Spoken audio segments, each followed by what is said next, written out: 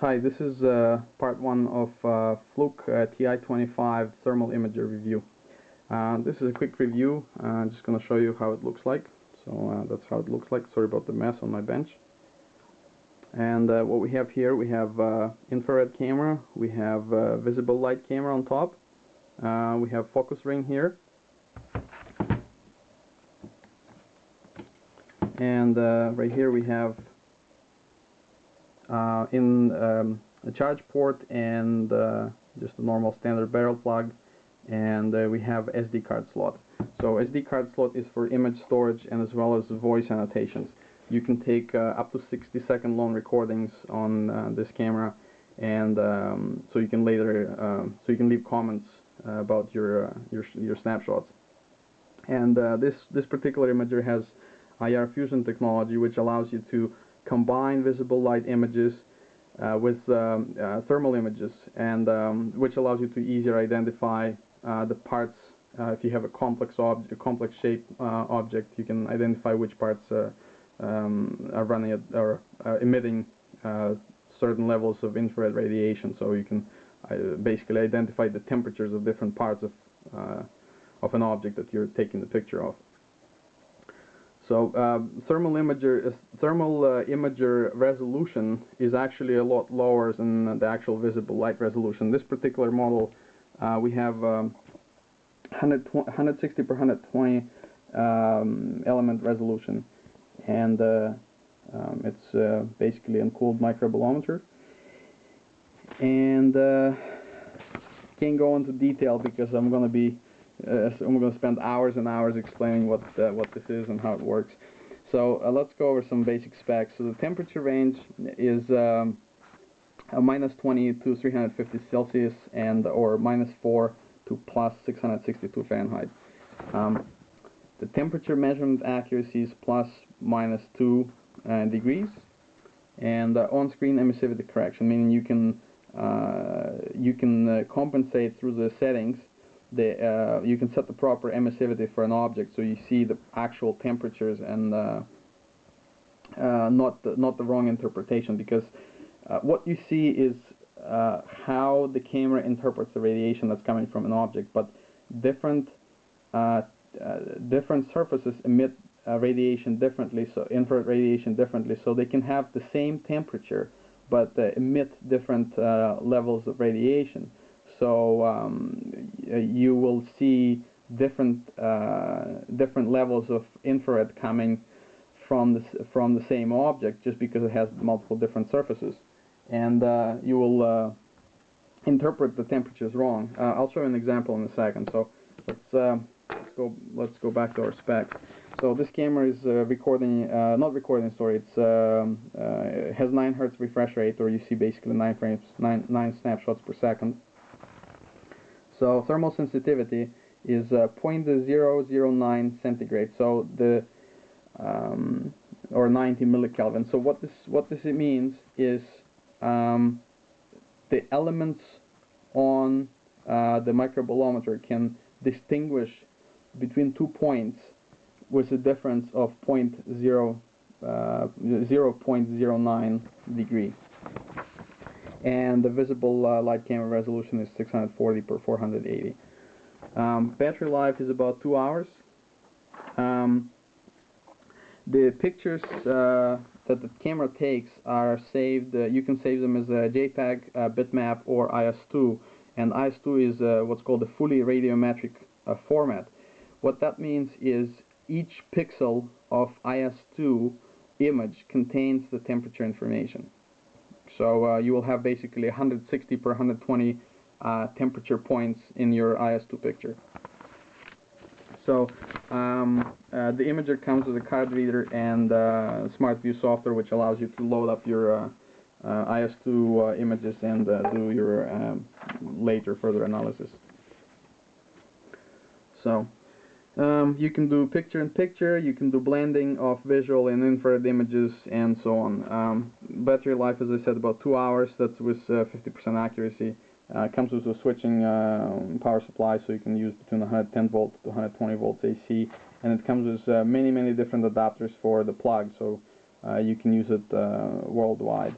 and the format that the software allows you to export images into is JPEG, bitmap, GIF, PNG, TIFF, Windows MF, Windows media file, I guess, EXIF, and EMF, or Windows metadata file. I don't remember what that means. So has tons of different certifications from IEC and so on from different countries. I'm not going to go over that. So so uses are pretty much infinite. You cannot imagine. I mean, you can if you're looking for roof leaks, you can use these things for looking for roof leaks. They are basically used most of the time for preventive maintenance. It's really hard to to list all the uses, but you get an idea. So you can do electrical, you can do you can have medical applications, you can do mechanical applications. Many uses. So this particular one, I was using it for some thermal profiling of some electronics parts. We'll go back to emissivity. So let me show you some. Let's do a little experiment. So this here is a DC-DC step-down converter. So this is a 36 volt to 12 volt DC step-down.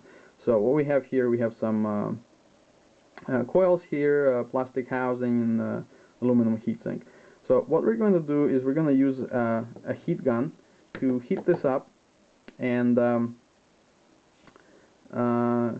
see how the camera interprets the temperatures of this object. So you understand that I'm going to be using a hot air gun, so pretty much every point of this part is going to have approximately the same temperature. I'm going to move my gun around to heat it up, and then we're going to take a picture and see how the camera interprets the temperatures. So let's fire this up. I'm going to move the camera out of the way. Okay.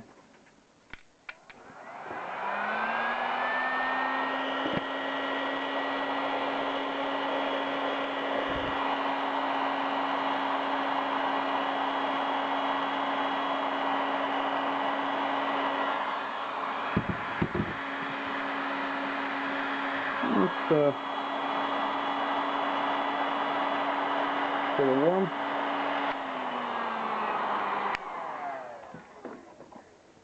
Okay, so let's take a look.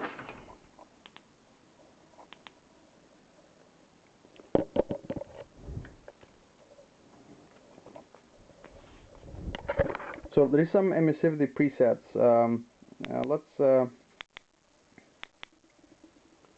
Let's set it to aluminum. There we go, emissivity and table. And right now it's set to paint. So let's go to electric tape, or actually aluminum, polished aluminum. Or oxidized. That's the closest to our heatsink, I would assume. So we hit done, and let's take a look at that part. So this is our part. Let me just focus in on it.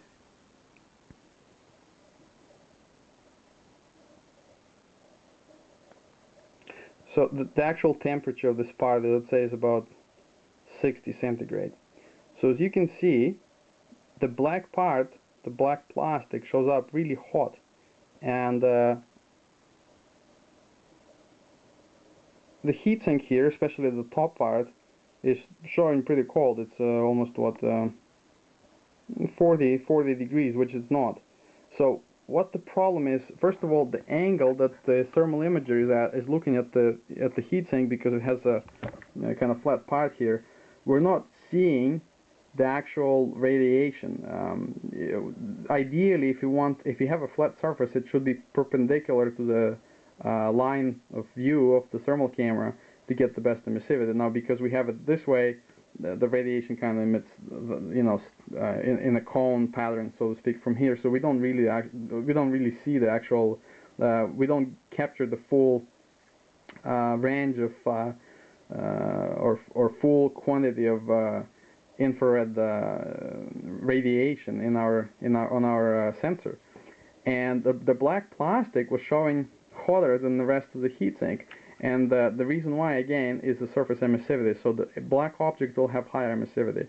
If you want to do a proper thermal profile of your project, what I would do is I would spray paint it black, preferably non-glossy, matte color, flat black paint. So every component is the same. It's the same color, thin layer for better thermal conductivity, and then take a snapshot. Only then you will actually see proper temperature. And again, you have to set your emissivity to a proper value because your temperatures are going to be off and might be completely wrong. So emissivity is king when it comes to thermal imaging. You need to take special training courses and fully understand how the camera works and how objects radiate heat. Otherwise, the pictures you're going to take and the measurements you're going to take are going to be completely wrong. They're going to be useless. So it's imperative that you understand what emissivity is and you understand how different surfaces emit infrared energy. So this is the end of part 1, and I'll see you during part 2.